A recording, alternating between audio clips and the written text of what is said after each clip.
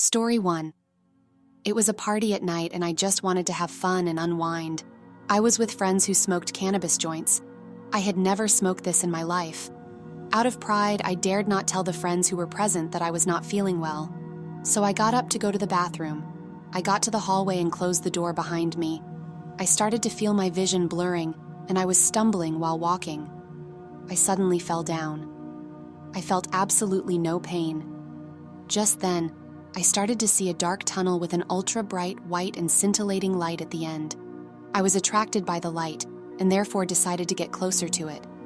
Once I arrived in the light, my maternal grandfather, who had died when I was 13, welcomed me with open arms. I was happy to finally be able to see him again. We started talking, and he told me that I had just fainted, but that I must not worry, that everything was going to be fine. We went over my life until that day, in a loop format. Then I saw my paternal grandmother, who had died when I was 16. I asked my grandfather why my grandmother was in the dark. He told me to not look at the dark, to always fix the light. He said to me, "Grandma is in the dark because she left with a heavy secret that was never revealed."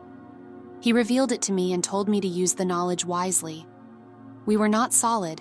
We were like a luminous, shimmering vapor. It felt truly an unconditional love, incomparable to anything down here on Earth. I also remember that there was a golden line that I wanted to cross. My grandfather shouted at me to stop. If you cross that line, there is no turning back.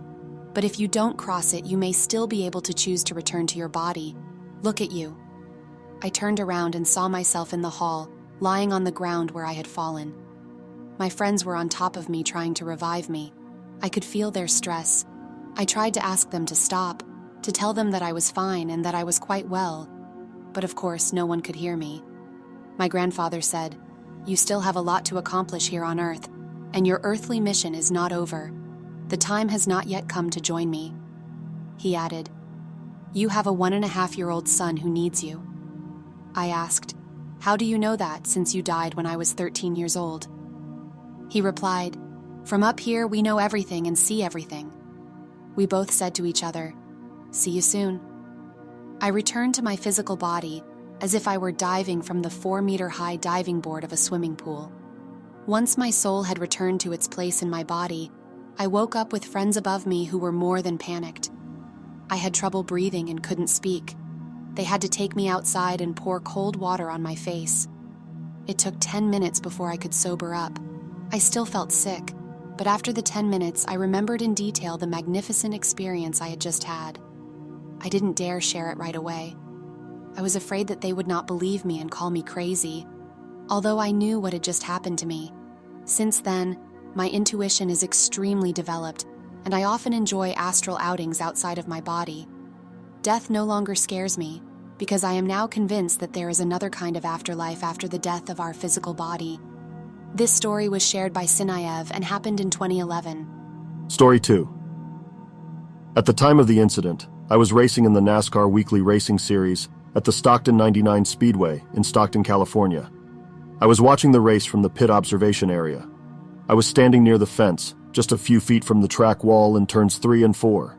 Then I turned and went to get my car ready to move onto the track. The next thing I remember was everything went white, like a thick fog during the day.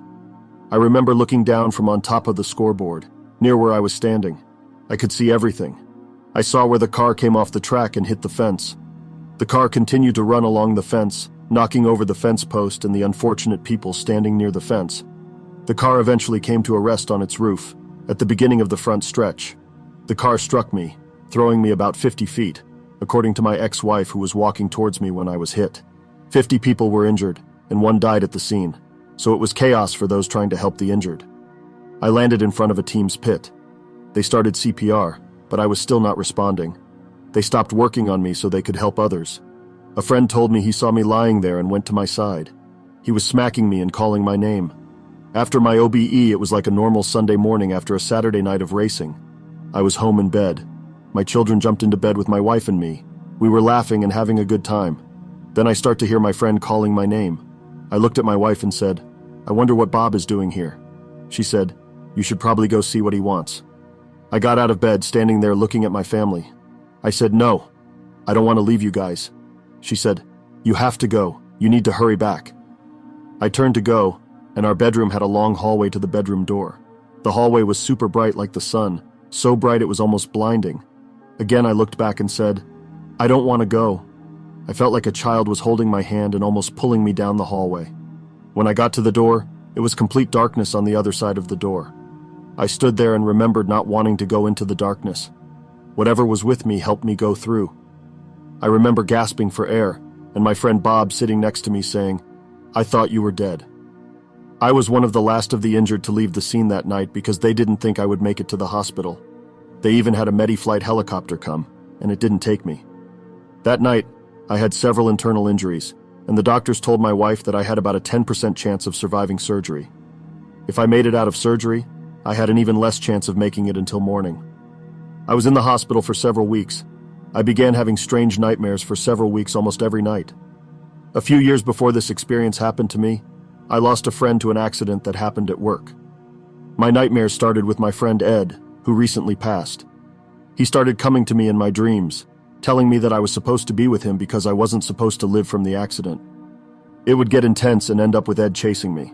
Eventually it stopped being Ed, and it was a dark figure with no features that would chase me. This went on for a while.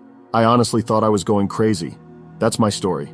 I relive it every September 18th. This story was shared by Steve H. and happened in 1993. Story 3. I had a near-death experience when I was around the age of 11. I was in back of the school skating on rollerblades.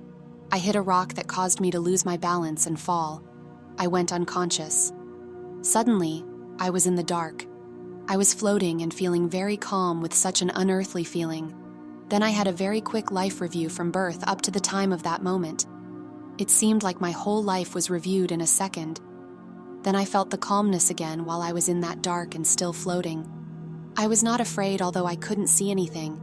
Then I heard a voice calling out my name from a long distance away. I remember that I wasn't happy at the person who was calling my name because I didn't want to leave that dark place or disturb my calmness there. But the voice kept getting louder and louder.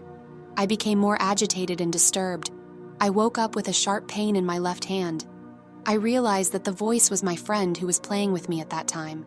I always wondered that if she didn't call my name, if I would have enjoyed being in that darkness, and if I would have gone forever into it. I always remember this experience in detail as if it was yesterday. I felt it was a heavenly experience, and now I think of this as an in-the-waiting-room event between Earth and the unearthly. This story seemed finished at that time. But I started writing poems about love until I had more strange experiences. On June 11, 2016, I attended a funeral of someone I was not very closely related to. I attended to express my condolences and respect to the family. I left their home after some hours and was walking back to my car.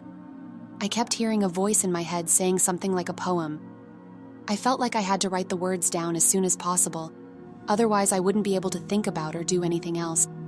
I wrote them down quickly after I reached the car. Then I forgot about it for some time. A year later, I was sitting next to the daughter of a deceased person and asked her if she wanted to hear what I wrote on that day. When she said she wanted to hear the poem, I read it to her. She was sobbing and saying, "This is my dad. It's him. It's him." I didn't know what to say, but I felt a sense of relief because I finally conveyed the message of a father to his daughter. On February 28, 2020, I woke up very tired and was sobbing, yet I had no idea why. Normally, I fix breakfast and drink my coffee, but that morning I rushed to my computer and started typing. I heard a voice telling me many things. Then I started to recall what I had seen in my dream. But I didn't realize what I was writing at that moment as I was sobbing and feeling very sad. After getting my coffee and finishing writing, I shut down my computer and forgot about it. Later that day, I read the poem-like message. I again remembered that dream and saw my grandfather who was sitting and smoking. I also saw my grandmother who was sobbing. My grandmother passed away in the year I was born. Then I saw one of my uncles sitting in front of them with a sad look on his face. I remember them sitting inside the Mongolian yurt, and I was seeing them between a blue curtain. In the poem-like message it said, "There is no time left, summer is approaching. We'll take our son to where he belongs." Then, exactly 5 months later, which is today, my uncle passed away in the hospital. Today is 28th of July according to Mongolian time, and it is summer. This story was shared by Aryuntuya M and happened in 2020.